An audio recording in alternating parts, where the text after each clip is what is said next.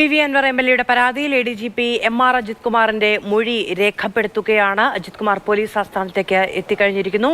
DGP നേരിട്ടാണ് അദ്ദേഹത്തിന്റെ മൊഴിയെടുക്കുക. അസാധാരണമായ സാഹചര്യമാണ് കേരള പോലീസ് ഹെഡ്ക്വാർട്ടേഴ്സിൽ നടക്കുന്നത്. ക്രമസമാധാന പാലന ചുമതലയുള്ള ADGP M.R. അജിത് കുമാറിനെ വളരെ ഗുരുതരമായ സ്വഭാവമുള്ള ആരോപണങ്ങളാണ് അദ്ദേഹത്തിനെതിരെ ഉയർന്നിരിക്കുന്നത്. ഭരണകക്ഷി MLA പി.വി. അൻവറിന്റെ പരാതിയിലാണ് ഇപ്പോൾ അദ്ദേഹത്തിനെതിരെ അന്വേഷണം നടക്കുന്നത്. ADGP DGPക്ക് മുന്നിൽ ഹാജരായിട്ടുണ്ട്. DGP നേരിട്ടാണ് അദ്ദേഹത്തിന്റെ മൊഴിയെടുക്കുക. അല്പസമയങ്ങൾക്ക് മുമ്പാണ് M.R. അജിത് കുമാർ യൂണിഫോമിൽ ഔദ്യോഗിക വാഹനത്തിൽ പോലീസ് ഹെഡ്ക്വാർട്ടേഴ്സിലേക്ക് എത്തിയത്. ആർ ആനന്ദകൃഷ്ണൻ വിവരങ്ങളുമായി ചേരുകയാണ്. അനന്തൻ, കഴിഞ്ഞ ദിവസം വളരെ സമയമെടുത്താണ് പി.വി. അൻവറിന്റെ മൊഴി രേഖപ്പെടുത്തിയത്. M.R. അജിത് കുമാറിന്റെ മൊഴിയെടുപ്പും ഏറെ നേരം തുടരും എന്നു തന്നെ കരുതാമോ?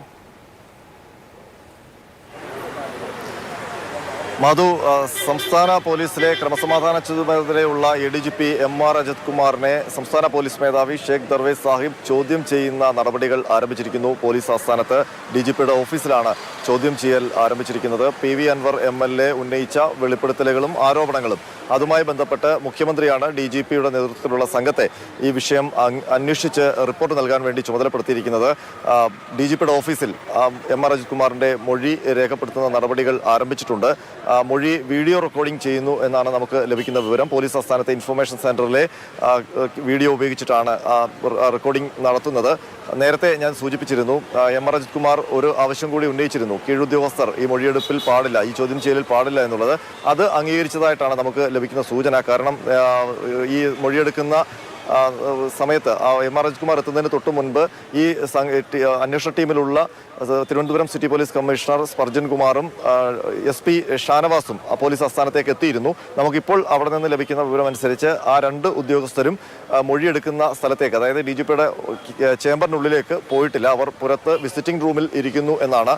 അപ്പോൾ ആ ആവശ്യം M.R. അജിത് കുമാറിന്റെ കീഴുദ്യോഗസ്ഥർ എൻ്റെ ചോദ്യം ചെയ്യലിൽ പാടില്ല എന്നുള്ള അദ്ദേഹത്തിന്റെ അല്ലെങ്കിൽ അങ്ങനെ ഒരു അഭ്യർത്ഥന മുന്നോട്ട് വെച്ചത് അംഗീകരിച്ചു എന്ന് വേണം മനസ്സിലാക്കാൻ. ഈ ചോദ്യം ചെയ്യൽ എപ്പോൾ കഴിയും എന്ന് നമുക്കിപ്പോൾ പറയാൻ കഴിയില്ല. കാരണം വലിയ ഗുരുതരമായ ആരോപണങ്ങൾ പി.വി. അൻവർ MLA ഉന്നയിച്ചിട്ടുണ്ട്. അതുമായി ബന്ധപ്പെട്ട് എല്ലാം ഈ മൊഴി രേഖപ്പെടുത്തേണ്ടതുണ്ട്. പി.വി. അൻവർ MLAയുടെ മൊഴിയെടുപ്പ് തന്നെ മണിക്കൂറുകളോളം നീണ്ടിരുന്നു. അപ്പോൾ M.R. അജിത് കുമാറിന്റെ ഈ ചോദ്യം ചെയ്യൽ എത്ര സമയം വരെ നീളും എന്ന് നമുക്ക് മുൻകൂട്ടി പറയാൻ കഴിയില്ല. ഒരുപക്ഷെ നീണ്ടേക്കാം. അതല്ലെങ്കിൽ ഘട്ടം ഘട്ടമായിട്ടാണോ, അത് DGPയുടെ തീരുമാനം പോലെയാണ്. ഏതായാലും സംസ്ഥാന പോലീസിന്റെ ചരിത്രത്തിലുണ്ടാകാത്ത നടപടിക്രമങ്ങൾ പോലീസ് ആസ്ഥാനത്ത്, വഴുതക്കാട് പോലീസ് ആസ്ഥാനത്ത് നടക്കുന്നു. മുതിർന്ന IPS ഉദ്യോഗസ്ഥനെ DGP തന്നെ ചോദ്യം ചെയ്യുന്ന സവിശേഷമായ ഒരു നടപടിക്രമത്തിന് സാക്ഷിയാവുകയാണ് നമുക്ക് മുന്നിൽ കാണുന്ന ഈ പോലീസ് ആസ്ഥാനം. ആ മുകളിൽ കാണുന്ന ജനൽ, അതാണ് DGPയുടെ ഓഫീസിന്റെ ഭാഗമായിട്ട് വരുന്ന പോർഷൻ. അവിടെയാണ് ഈ നടപടിക്രമങ്ങൾ നടക്കുന്നത്. ഈ റിപ്പോർട്ടിന്റെ അടിസ്ഥാനത്തിലാകും ADGP M.R. അജിത് കുമാർ മൊഴി നൽകാൻ വേണ്ടി പോലീസ് ഹെഡ്ക്വാർട്ടേഴ്സിലേക്ക് എത്തിയിരിക്കുന്നു.